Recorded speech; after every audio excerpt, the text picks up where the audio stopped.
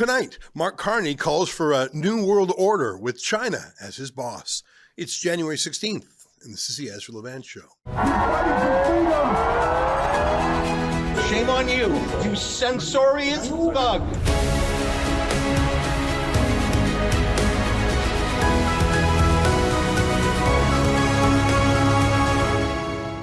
Well, Mark Carney had his big meetings in China, but what exactly did he get? Well, he got something, a reduced tariff on agricultural products, including those targeting Saskatchewan. Premier Scott Moe was there, and he's got to be happy about that. That was a terrible loss to his community. And for some reason, Mark Carney and Doug Ford and the rest of them never really had a boycott China campaign, the same way they had a boycott America campaign for much lower tariffs. Remember the tariffs on canola, which is a crop grown in the prairies. It's a 100% tariff, effectively making it impossible to buy any. No reaction from the other premiers or from the federal government who banned, in the case of Ontario, American liquor, or who ran TV attack ads in the United States against Trump. I guess you can't really run attack ads in China, can you? That's about all. That's about all Canada got from China. So not actually progress, but just undoing some regress, as in China hurt Saskatchewan and it agreed to stop hurting Saskatchewan. I'm not sure if that counts as a great deal. That's sort of where the status quo was a year ago. So that's what Canada got. If I've missed something, please let me know. And what did China get in return for stopping hurting Saskatchewan? It's pretty much the only thing we got. Well, they now have the right to sell 49,000 Chinese-made cars into the Canadian market at low prices. Here's Mark Carney describing this, and he's quite excited about it. He really emphasizes how cheap these cars are. In trade talks, that's called dumping. When you dump a product in the market at such a low price, you beat all the domestic competition. Here's Mark Carney bragging about China dumping 49,000 vehicles in the market. China's strengths, for example, in electric vehicles, are formidable. They're undeniable. These are the most affordable and energy efficient and innovative vehicles in the world. And for Canada to build our own competitive EV sector, we need to learn from, partner with, and access and build supply chains with China. To help deliver on the full potential of these partnerships and to bring down costs for Canadians, we're going to start by allowing up to 49,000 Chinese electric vehicles into the Canadian market at the most favored nation tariff rate, which is 6.1%. Oh, I guess he forgot to run this by his best friend, Doug Ford, because was Doug Ford ever upset? Holy smokes. He didn't quite say he wanted the deal undone, because I don't think he is publicly willing to throw Saskatchewan under the bus that way, but he basically said he wanted the deal undone. Absolutely not. Didn't have any consultation, didn't consult with any of the automakers. This is going to be terrible for not only just all the people of Ontario, but especially the auto manufacturers, the supply chain. We're letting China into a market that's going to have lower tariffs than our largest market, the U.S., and I don't think that's going to go over too well with President Trump, but it's going to hurt every single auto manufacturer, every single supply chain that has anything to do with the auto sector. This was not thought out properly. It wasn't consulted. It was a knee-jerk reaction as far as I'm concerned, and this is going to be a big, big problem. In terms of other wins for China, I mean, 49,000 cars is certainly a toehold, but I think the big win was Mark Carney abandoning any talk about China being a human rights threat or a security threat.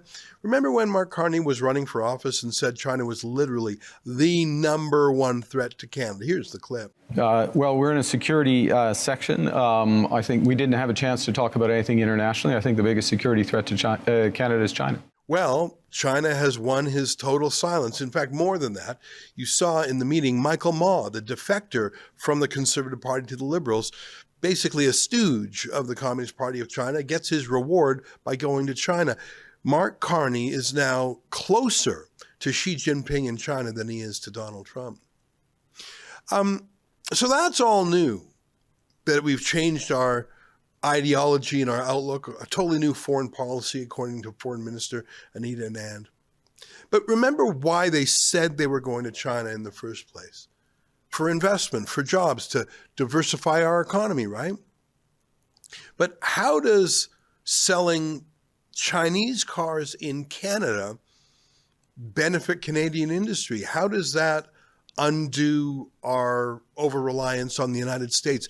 If the whole idea was to make Canada more resilient, more independent, open up new markets for us, isn't it true that the only new market that was opened up is Canada's automobile market to Chinese producers?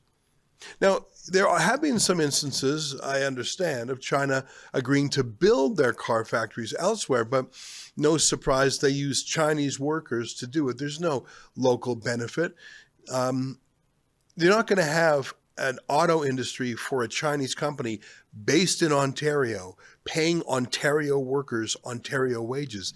That's not how it works. The way that China undercuts its competitors is precisely because they're built in China with no environmental, no labor, none of the regulations that push up no health care. I mean, I see the investment payoff for China, but where is it for Canada? They said they will buy our natural resources, but only if we can get them to market. And I'm not sure if we can get them to market because the Liberal government has stopped the pipelines for 10 years. They've stopped it first under Justin Trudeau, and now under Mark Carney, there's the tanker ban. There's kowtowing to lobby groups on the West Coast. It's still not clear how Mark Carney can actually increase non-U.S. exports, let alone dramatically. Remember, he said that was his goal. But even if he could double the amount of exports to non-American buyers, the numbers are so tiny compared to U.S. trade. I went through them yesterday. I mean, you could quadruple, you could multiply by 10 the exports to China and won't even come close to what we sell to the United States. I think what will linger here, other than some breaks for Saskatchewan, I think what will stay on and how this trip will be remembered is this comment from Mark Carney, spoken so deliberately, looking around after every word. He was trying to make a big impact when he said, "Welcome to the China-led New World Order." You saw this clip. Mine is the first visit of a Canadian Prime Minister to China in nearly a decade. The world has changed much since that last visit. And I believe the progress that we have made in the partnership sets us up well for the new world order.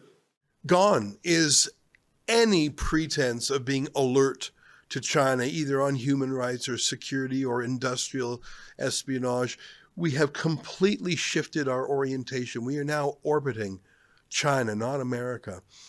It's like when Canada abandoned our historical position on Israel and sided with Hamas repeatedly, so much so that it received regular thank yous. That was just a change. There was no election over that change. There wasn't even a debate, let alone a vote in the House of Commons. Justin Trudeau and Mark Carney just decided to change our position 180 degrees, and that's what just happened when it comes to trade. All of which happens to contradict Donald Trump's plans, but maybe actually they accelerate Donald Trump's plans. Here's Trump today when he was asked about Canada doing a deal with China. Again, the deal is not to get Canadian access to the Chinese market. What are you, crazy? Is to give China access to the Canadian market. Here's Trump on that. Prime Minister Carney is in China. How do you see the deals Canada and China have just signed, trade deals between the two partners? Well, that's okay. That's what he should be doing. I mean, it's a good thing for him to sign a trade deal. If you can get a deal with China, you should do that. So Trump says he's positive about it, although I don't think Trump knows the details. Trump's focused on other things. I don't think he saw the news particulars. But if he learns that Canada has given Chinese auto industry access, opened the tent like the proverbial camel's nose in the tent, I think that makes things a lot easier for Trump in explaining his decision to relocate the big three automakers to the United States. If he's going to say, well, if you're allowing these Chinese cars, which are basically spy mobiles, what I mean by that is all the GPS, all the sensors, it all goes through Chinese routers. It's like, I don't know if you ever heard of that drone company called DJI. There's a lot of fun drones that kids have. There's industrial drones that farmers have, that journalists have. Any drone that says DJI on it, that's the leading drone company for sale in Canada and the United States. They're amazing drones. I've got a DJI drone. We use them here at Rebel News.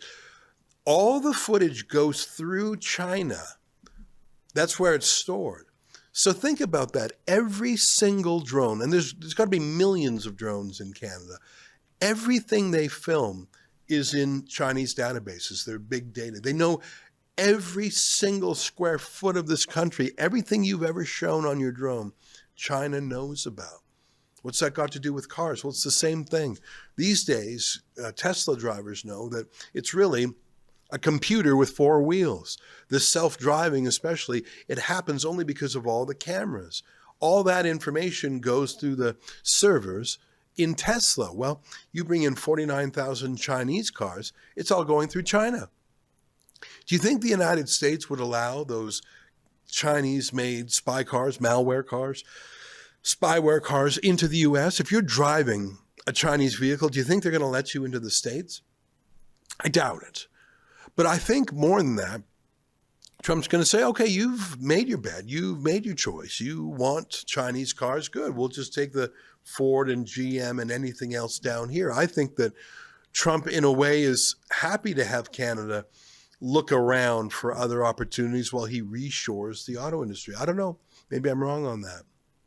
But there will come a point in time when Canada, I don't know, realizes that America's probably a better guy to have as an ally, even if Trump is a little bit prickly. Trump will be gone in 3 years, by the way.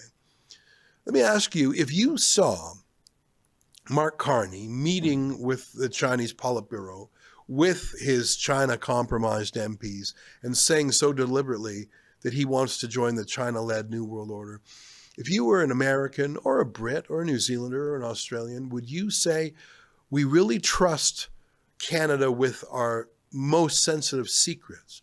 You know what I'm talking about? It's called the Five Eyes. There's NATO and there's NORAD and there's all these different defense agreements, but there's a very special agreement called the Five Eyes. Canada, the United States, UK, Australia, New Zealand. It's like they're the super friends.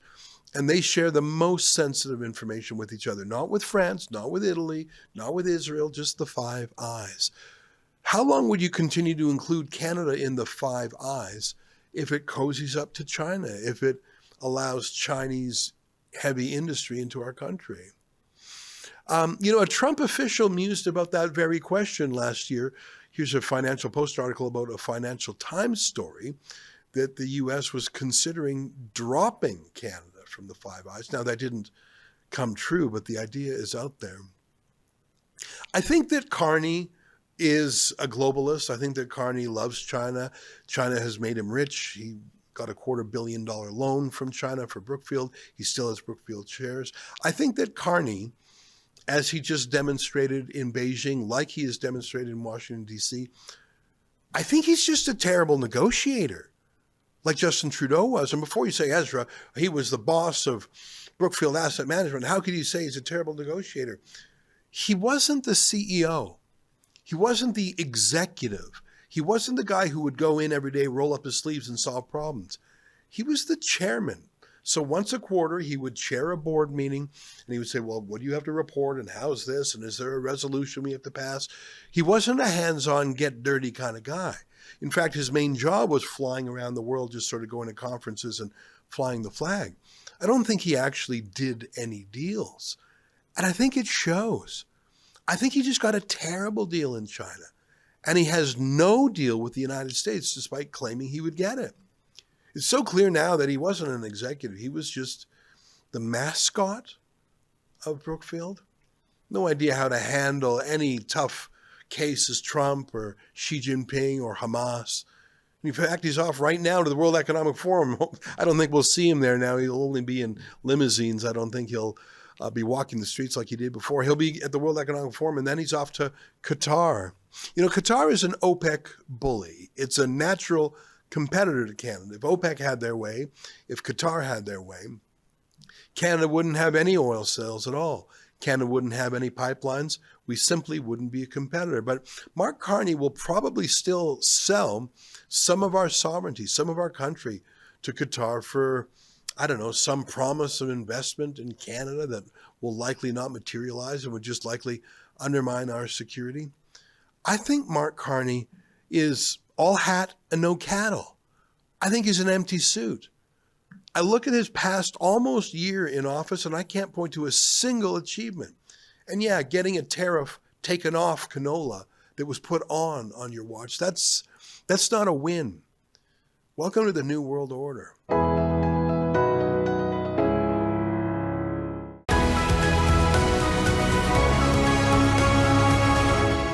Well, one of the unexpected heroes in Canada who rose to the occasion, not through the trucker convoy, but through a personal battle, is our guest today. Her name is Amy Hamm, and she was a nurse. She still is a nurse, but because she dared to stand up for the idea that there is such a thing as a woman and it excludes being a man, and that she dared to put up a billboard in Vancouver saying, "I heart J.K. Rowling," for that alone, she was prosecuted, and I would say persecuted, by the College of Nurses and Midwives in British Columbia, drumming her out of her jobs, finding her, basically going full lawfare against her. But I don't think they counted on her being so resilient. I think she was an ordinary person thrust into extraordinary circumstances, and she rose to the occasion. And I mention all that because it's interesting and because it shows that she was willing to suffer for the truth, which I think is a sign of character. But I think it also feeds into her latest article. She writes weekly in the National Post, and her latest, a couple days ago, is called "Canadian Trust in Institutions is at a Low Point." And that's a good thing. Joining us now is Amy Hamm. Amy, great to see you. You would know the BC College of Nurses and Midwives is one such institution that I don't think anyone would have even thought to question. That's just, they're there like the wallpaper or the furniture. No one even thinks about it. But actually, they've been utterly infected with the woke mind virus. And so many institutions that we just used to trust reflexively are the same way, aren't they? They are. You know, we see these high profile cases. Mine became a high profile story, as did Jordan Peterson's with the College of Psychologists in Ontario. But the sort of persecution that's happening is it's happening to hundreds of Canadians across the country. It happens every day, cases that we don't hear about. There's another woman in Ontario right now named Amy McKay, who, similar to myself, has made publicly comments about gender ideology and the existence of two sexes, and her college is attempting to pressure her out of her teaching license. They basically want her to surrender her license for the comments that she made. We have just such rot in all of our institutions in Canada. What I wrote about is the fact that we've sort of just handed over power to these woke progressive zealots, and there aren't enough people who are really willing to stand up and say that we've had enough. But now that we're seeing, these surveys of the Canadian population, it's clear that the vast majority of Canadians do not trust these institutions.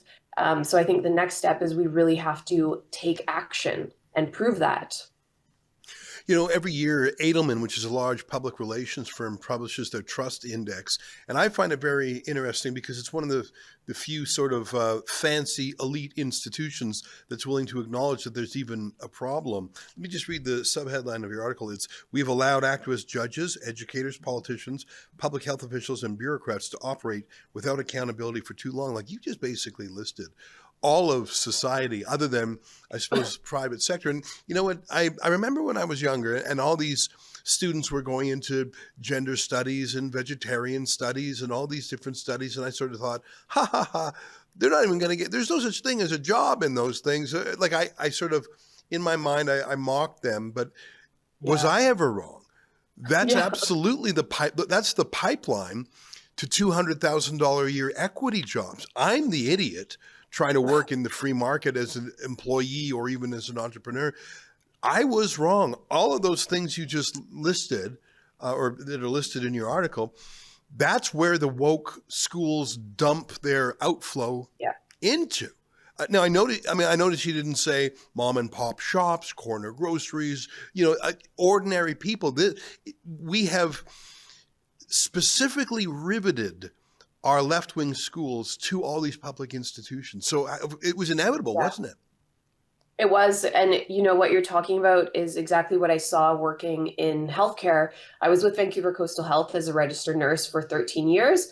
They fired me just about a year ago after I was found guilty of professional misconduct for stating that there are two sexes, male and female, during a nursing shortage, by the way. But over the more than a decade that I was with this institution, the type of people you're talking about, these people that, they have arts degrees, they've studied gender, more and more of these people are hired into these pointless roles, and they're making better money than the nurses are making on the front lines in a healthcare system where patients are actually dying in emergency rooms, and we don't have enough care providers, and yet we're just giving away millions and millions of dollars to these ideologues. It's just completely bonkers.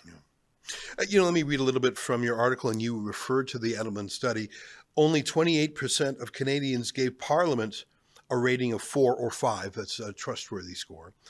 Media got 36%, schools 45%, courts 48%, and police were the highest at 63%.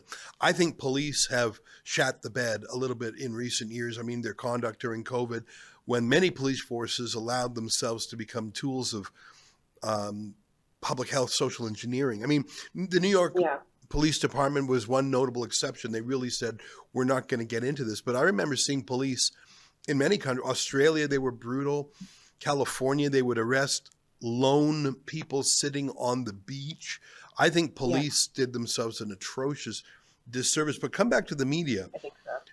36% of people trust the media. I want to know who those 36% are, because I want to go back to the before times when I don't think I ever trusted the media. At a very young age, I realized that any story I knew about firsthand, I would find many errors in a story. So I would have to assume that the stories I didn't know about the firsthand facts, why would they be any more accurate? And then it was no longer a case of accuracy. It was deliberate spin, which is a different thing. It's not that there is a mistake. It's a deliberate propaganda. I don't know. Sure. Let me ask you about your headline, which is, it's a good thing. I suppose it's a good thing that we're waking up to this mismanagement of these industries, but that means we don't know what to believe in. And there's so many false prophets and scam artists out there. I mean, I think of Candace Owens and Nick Fuentes. Their strength is that, well, we're not the establishment. You can't trust them, so trust me. It's the second part that's dangerous. I don't trust the New York Times, the Washington Post, the BBC. I don't trust any of those.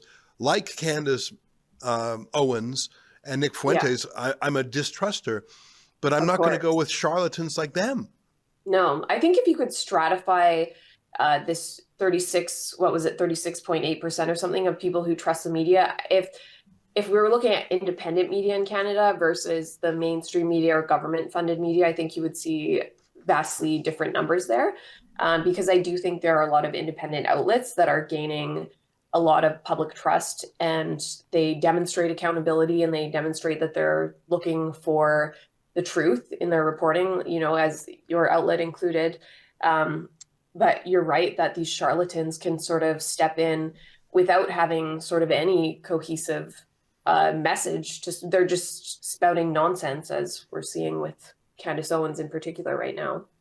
Yeah, I mean, I think a lot of this has to do with, again, COVID, where you had doctors and pharmacists amongst the most trustworthy people in the world who just started being Pfizer salesmen or something. I mean, I remember my own doctor, who I really like, started giving me the Pfizer line, and I just didn't want to argue with him about it. I mean, he wasn't going to change my mind. Same the other way. I just was there for another reason, and he started giving me these talking points like, well, did you know that Facebook made $4 billion through false posts? Like, what are you persuaded? Do you, like, That wasn't a doctor's argument. That was a lame political argument. And imagine how my trust in medical experts, I mean, Teresa, all these white lab coats with a clipboard.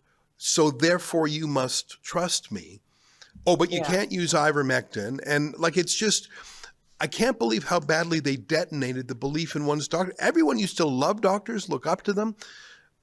I think they massacred their reputation. And I hate to say it. I mean, my father was a doctor. I mean, I do look up to the work that doctors did. They're smart, but holy smokes, did they ever sell out?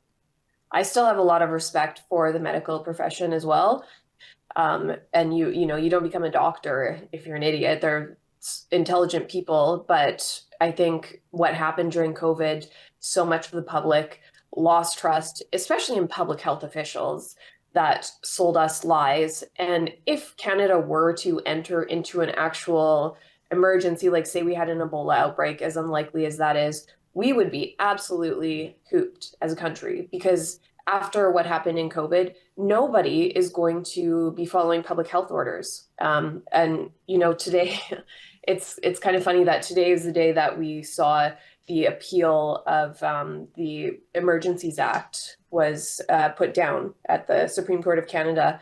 And, that goes to show, again, we still, despite the truth that has been reported and that has been outed since then, we still have a government in Canada that was willing to waste years and who knows how much money and resources and time just trying to undo a court ruling that, of course, they were going to lose that appeal of the Emergencies Act. Yeah. Well, I still see people wearing masks, COVID style. I know people who won't do certain social things that they did before. So I think some people were absolutely persuaded. And by the way, almost every provincial premier, and by the way, the Prime Minister in Canada, who went to the people in an election during the lockdowns, they won. Jason Kenney was booted out by his own party, but Doug Ford won, and all the way down. So the lessons they took from it all were, we can do this, we can get away with this.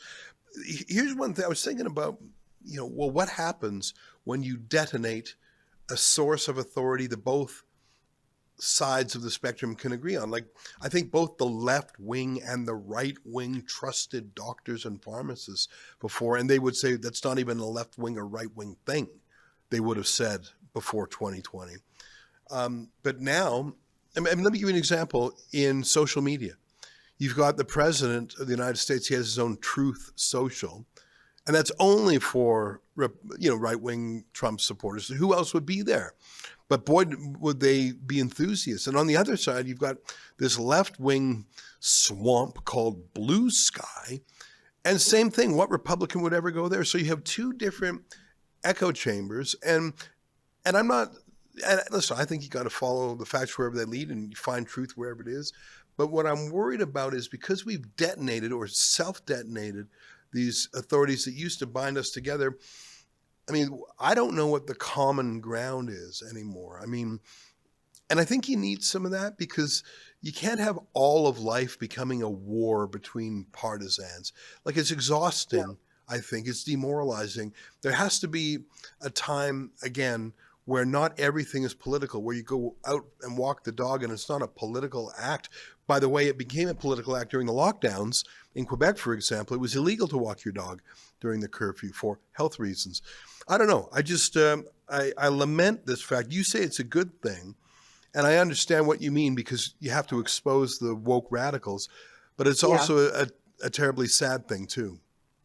Yeah, it's a good thing as long as Canadians take action and start to push back against these institutional abuses that are happening and start, because there won't be any change. And like I said, you can't just respond to Statistics Canada surveys or vote the way you want if you're not actually stepping up, telling people in your workplace that you disagree with land acknowledgements or whatever DEI policies are being enforced upon you. If you don't speak to your MLA or your MP, go to your MLA and say, my province needs the same legislation that Danielle Smith is trying to enact in Alberta called Peterson's Law, which restricts the power of professional regulators to infringe upon the free speech of its members. There are hundreds and hundreds of thousands of professionals in this country. And I know from being in a regulated profession that the vast majority of my colleagues agreed with my stance, but were too afraid to come out and support me or say anything. But what you can do is you can go to your MLA and say, this is what I want to happen. Like, that's what I mean is we have to start taking action in a serious way to change our culture. Yeah. I think most people don't know how to do it, don't have the time to do it, are too busy just earning a living or going to school or whatever they're doing. I think politics should be so inconsequential that it is a hobby for those who like it. But unfortunately, every bloody thing is so political, especially the schools these days. Let me ask you in closing for an update on your own case. Are you still in litigation? Are you still fighting in some way the BC College of Nurses and Midwives? Yes, absolutely. So the latest is so my guilty verdict came down about 10 months ago. And about 6 months later, I was sentenced, so to speak, and I owe about $94,000 in legal costs, and I am to have a 1-month license suspension. That's been put on hold because we've appealed to the Supreme Court of BC, the entire ruling. So there are delays in it. This is part of the problem with Canada. There are insane delays in our court system. It's so backlogged all of the time. So nothing has moved forward yet. I'm not, as I talked about, we have activist judges, activist court systems. I'm not hopeful about winning my appeal at the BC Supreme Court. I'm just hopeful that going through this process will sort of expose gender ideology for what it is. So, at the end of that, I'm going to still, I'm sure, have to pay this $94,000 and take a 1-month suspension. And so aside from that, I also have 2 BC Human Rights Tribunal complaints on the basis of discrimination for political belief, which is a protected category in the BC Human Rights Code. And then in addition to that, because I was fired from Vancouver Coastal Health after my 13 years of employment, once I was found guilty by my college, I have this sort of union battle going on. But as you are well aware, Ezra, the unions in Canada are extremely woke and captured by woke ideology. So far, it's been a year and nothing has happened. I still don't even know if they're going to represent me at arbitration. And after that, I would be left in a position where I'd have to sue my union for a failure to represent. So essentially, I have 4 lawsuits going on, all as a result of just going on record and saying men aren't women and women deserve their privacy, their dignity, their safety in their own spaces. It's pretty unbelievable. Are any of those lawsuits related to Twitter or X? So Vancouver Coastal Health sort of would cite a lot of my X posts when they would haul me in and out of human resources. But in my ruling from the college, they only found me guilty on the basis of 4 items out of more than 300 pages of my statements, articles, podcasts. They were not able to use any of my tweets to find me guilty because I never went on Twitter and said, I'm a nurse and this is why I think that men aren't women. It was just these few items where there was sort of an inconsequential biographical detail. Like I wrote an article and it just said Amy's a nurse and she has a nursing degree, journalism degree, works as a nurse. So that was how I was found guilty. The reason I ask is because I've learned over the years that Elon Musk, since he bought Twitter, or X as it's now called, has something called the Anti-Retaliation Project. And if anyone is fired or prosecuted because of what they do on the platform, he will consider helping them. And I know this because miraculously we managed to get him to support Tommy Robinson, our free speech crusading activist journalist in the UK. So if there is a connection to X or to Twitter, and I'm not sure if there is, but I know he's very alert to the trans issue. That's very close to his heart. It's something. Maybe Elon would be interested in helping me if my union stops representing me. They've done very little to represent me thus far, but if they drop me, maybe Elon will help me, because that was definitely my tweets came into play with being fired from the Public Health Authority in BC. So that's something that I would look into for sure. Well, let's you and me talk offline because, I'm not in a position to make any decision, but I was able to assist with Tommy's case. And I know you rely on the goodwill of the public through the Justice Center for your legal defense. So I'm glad you're in their good hands. And who's your lawyer? Lisa Bildy, is that right? I have Lisa Bildy. She was with the Justice Center when she started, and she has her own practice right now, but the Justice Center for Constitutional Freedoms has very generously agreed to pay her legal bills because I wanted her to continue representing me. Right. Well, that's great. And those are good people all around there. We're familiar with them. Well, listen, it's nice to hear from you. And I'm sorry these things are still hanging over you. But you are suffering, but it's for the good of the public. And there's something very giving about that. And I hope you get some moral satisfaction in helping not just yourself, but others. I think it's obviously a case in the public interest. And if we can help along the way, it sounds like you are in good hands.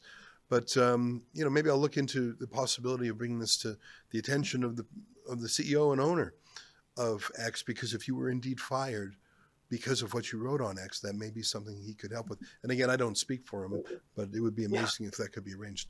Well, listen, great to see you. Thanks for the catch up, and congratulations on the weekly column. Thank you, Ezra. It was great to talk to you. You too. There she is, Amy Hamm, weekly columnist with the National Post and a crusader for women's rights, if I may say. Stay with us. More ahead.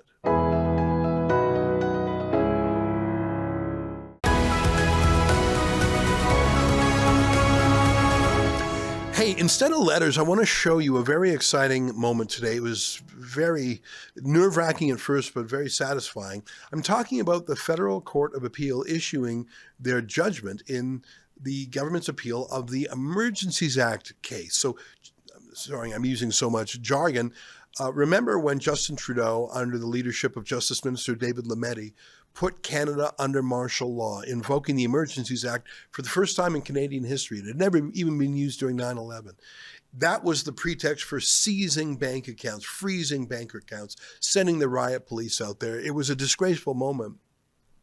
They were taken to court, and the federal court was asked, was their decision to destroy these civil liberties, was it done lawfully? The Emergencies Act has a process. Was it followed? In a stunning ruling, the federal court said no, it was completely illegal and unconstitutional. That was a disgraceful moment that led David Lametti, the justice minister, to quit and skulk out of the building. He's back, by the way. But the government, of course, wouldn't take that lying down, so they appealed to the Federal Court of Appeal. So 3 judges reviewed the lower judge's case, and today all 3 said no. That lower judgment stands. It was completely illegal and unconstitutional. A very exciting outcome. Anyways, we had our dear friend Tamara Leach, who is now working with Rebel as a journalist, on our live stream today. We had other guests on the live stream, Chris Barber, Keith Wilson, the lawyer. Without further ado, let me end today's show, not with letters as we usually do, but with this from our live stream just as the news was released. Good night, everybody. Have a great weekend. And the next time you see me, I'll be at the World Economic Forum in Davos chasing oligarchs down the street. Good night. So, yeah, you're absolutely right. Thank goodness for independent media like Rebel News, True North at the time, and the citizen journalists that came out and actually talked to Canadians and got the footage that was on the ground. And I heard from a lot of people that literally went to Ottawa because of what they were seeing on TV and how it was completely opposite from what they were seeing coming through on these live streams. And a lot of them drove to Ottawa to see for themselves. And when they got there, they realized that the mainstream media was lying. We've got John Carpe on the call with us right now.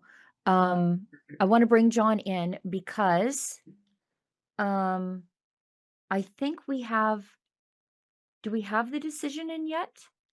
John Carpe is with the Justice Center for Constitutional Freedoms. He's just jumped onto the call. Sorry to cut you short there, Chris.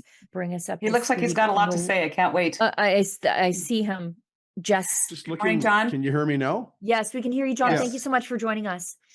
Conclusion, paragraph 506. In light of the above reasons, we are of the opinion that the appeals by the Attorney General of Canada in files blah, blah, blah, blah, blah, blah should be dismissed, as should be the cross appeals by the Canadian Civil Liberties Association, and the Canadian Constitution Foundation. Since neither the Attorney General nor the public interest litigants have requested costs, none will be awarded. So the lower court ruling is affirmed. I haven't read the preceding 505 paragraphs, but Right. paragraph 506 says that the appeal of the Attorney General in files blah, blah, blah, blah, blah, blah, blah, blah, blah, should be dismissed. Awesome. Oh gosh. Awesome. Tamara and Chris, how are you guys feeling right now? Relief. I think Tamara's you're crying. I'm not gonna cry. I'm not crying today. And all three, it's unanimous. All What a three relief. judges, all Okay, three let's go to judges the- signed on. Good. Oh, There's that's some excellent. justice in Canada. Thank you. Thank you. John, Thank appreciate you. all you guys Wow. have done to put into this, please. If it wasn't for the GCCF and, like you said, Democracy Fund, we wouldn't be in this position right now. So thanks and kudos to all Yeah. those. Well, Um, kudos Absolutely. to I all the shudder to donors, think where we right? would be. Yes. Yes. Yeah. yeah. John, tell us about the Justice Center's role in all of this, because you've done such important work holding the government to account. You're really the driving organization behind this. You are crowdfunded. So I want to make sure that you get the credit that you're due in upholding the civil rights of Canadians in this country. And if you can, please explain to the viewers what this means going forward and what it would mean if the government had won this appeal. Well, this ruling is super, super important because it said that the federal government failed to meet the necessary requirements of the Emergencies Act. There's several requirements, including that local law enforcement cannot handle the situation, that it's a serious threat to national security, neither of which was true, because when the Emergencies Act was invoked, we were down to a local protest only in Ottawa. It was peaceful. Local law enforcement hadn't, as was pointed out by Tamara yesterday on a live stream, neither she nor Chris Barber was arrested under the emergencies measures. They were arrested pursuant to ordinary law enforcement. So this was a really important accountability check that a court said to the Prime Minister Trudeau and the federal government, you guys were wrong. You didn't comply with the legislation which says that you can only use emergency powers when there's a bona fide national emergency and other law enforcement mechanisms are not going to work. So that's just really, really important for the sake of accountability, for the sake of preventing or at least slowing down our slide towards becoming a police state, because that's what we're on track with right now with all the bad bills in Parliament, but I won't get into that right now. So if the court today had allowed the federal government's appeal, it would just be giving a green light to tyranny and saying, yeah, the government can just, if the government feels like there's an emergency, doesn't matter what the facts are, you can just go ahead and do it. And that's actually this government, they were even talking about that the requirements were too high. The government should be able to find an economic emergency and invoke emergency powers, because the economy is doing poorly. So I'm thrilled. Good precedent. Yes, I am thrilled too. So, John, nobody has a crystal ball. Now the federal government basically has been proven wrong. What do you expect, or would you anticipate the next steps from the Liberal government are going to be in this proceedings? Do you think they're going to appeal this, or? They would need to get the Supreme Court's permission first, which is true for everybody. It's not just the federal government. Mm-hmm. But if you want the Supreme Court of Canada to hear an appeal, first you say, would you please, you don't just file it and get your appeal heard as you would ordinarily. So it's a two-step process. So first, the federal government would have to go to the Supreme Court and ask if they would please hear the appeal. In order to win on that application, they have to show that there is an unresolved doctrine of law that the Supreme Court should address because there's a lack of clarity in the law. And that happens from time to time, right? You get different provinces come out, courts in different provinces have contradictory rulings, so the Supreme Court resolves it. So that I would say the federal government's chance of getting this heard by the Supreme Court appear to be pretty small, because I don't know what they're going to say is some doctrine of law that Canadians are clamoring to get clarity on. This is kind of a one-time decision. Did the federal government comply with the Emergencies Act? Yes or no? This is a very fact-specific decision. So that's another reason. I mean, the Supreme Court would probably look at this and go, well, the judge made a decision based on the facts as to whether or not the federal government met the criteria it was supposed to have met. And anyway, so the federal government could appeal it. The other side, our side, we could appeal it. But I would say the chance of this going into the Supreme Court is small, in my view. So what does this mean for And so any I of the- understand, well, and we're one of them. There's a lot of lawsuits before Thank the you. courts, or that will be before the courts, about the bank account seizures. And Chris and I are one of them. Keith Wilson is representing us on that matter. So what is that going to mean for people like us and other people that have filed lawsuits against the government for the unconstitutional and illegal, not to mention Banana Republic style freezing of the bank accounts of 208 innocent Canadians? It's good news for you and other people, because the lower court said that the freezing of the bank accounts was unjustified, and that can only help other Canadians in a civil claim.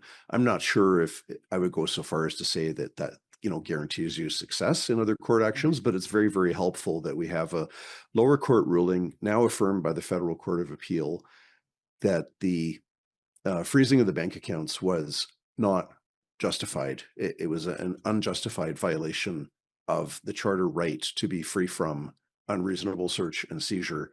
So it's just very, very positive. Again, without necessarily guaranteeing victory in other court actions, it's really good to have this as a precedent that you can say, hey, here's the Federal Court of Appeal of Canada, which is on par with the Ontario, BC, Alberta Courts of Appeal, one of the many second highest courts in the land, has said that the freezing of the bank accounts was an unjustified violation of your constitutional rights.